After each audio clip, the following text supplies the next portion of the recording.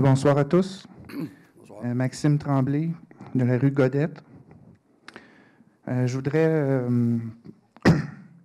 disons, éclaircir un petit peu, faire la lumière sur qu'est-ce qu'un parc nature. J'ai fait un peu de recherche sur des villes comparables, dont Longueuil. Ils ont comme... eux autres, ils ont un parc nature de 185 hectares. C'est le parc Michel Chartrand.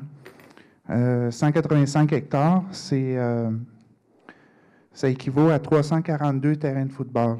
Donc, c'est quand même assez vaste comme terrain. À Granby, il y a le parc du lac Boivin. Il y a 480 hectares ou 1000 terrains de football. Donc, c'est des dimensions assez imposantes. Ça peut être de 200 à 500 hectares. Puis la mission, c'est surtout de faire en sorte que les citoyens puissent être en fusion avec la nature, pratiquer des activités, écouter les oiseaux, tout ça. Donc, ça prend des sous-bois, ça prend des espaces naturels. Les parcs nature, ils se régénèrent par eux-mêmes. C'est-à-dire que la nature, on peut planter des arbres pour aider au début, mais dès que c'est parti, si on ne fait pas d'intervention, on fait des sentiers, tout ça, on entretient les sentiers, mais la nature, dans le temps, se charge de régénérer l'endroit. Un parc urbain, la différence, c'est que c'est gazonné, puis on plante des arbres, c'est à renouveler périodiquement dans le temps. Donc, c'est des investissements aussi à faire. Et souvent, c'est de plus faible dimension. Donc, c'est pour vous amener au bois des colibris. Le bois des colibris, il y a 35 hectares. Donc, c'est une soixantaine de terrains de football. Disons que c'est un petit parc nature, si on veut le désigner ainsi, mais c'est déjà tout un acquis pour la ville qui n'en a pas. Le mouvement écologique, on est intervenu depuis 2 ans dans le dossier.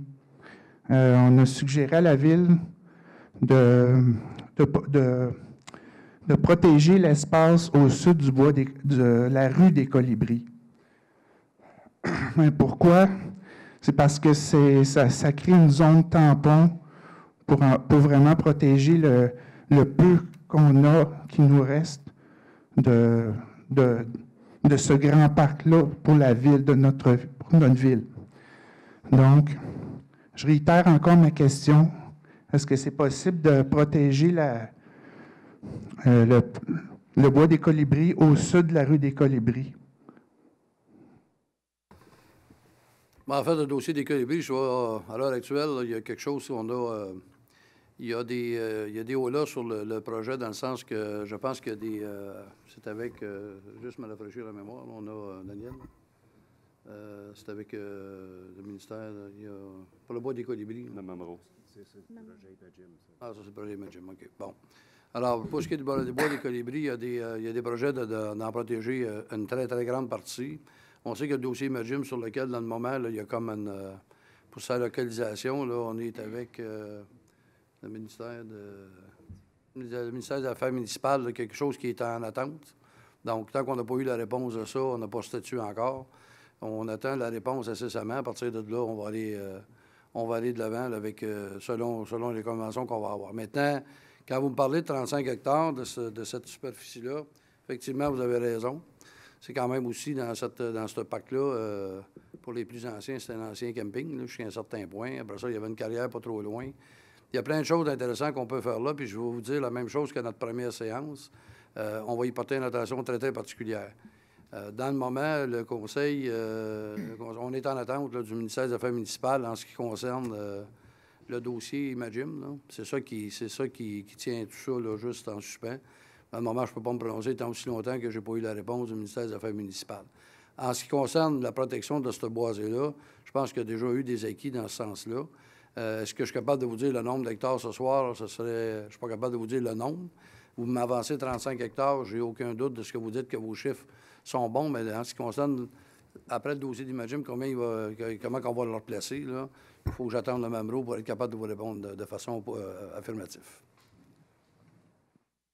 Oui, mais est-ce que le Mamro, c'est lui qui prend la décision de l'emplacement du complexe sportif? Effectivement, que le conseil antérieur a pris une décision sur l'emplacement d'Imagine. Il y a des gens qui, bon, on ne se comptera pas de peur, là, on a une idée d'où ça vient. Là.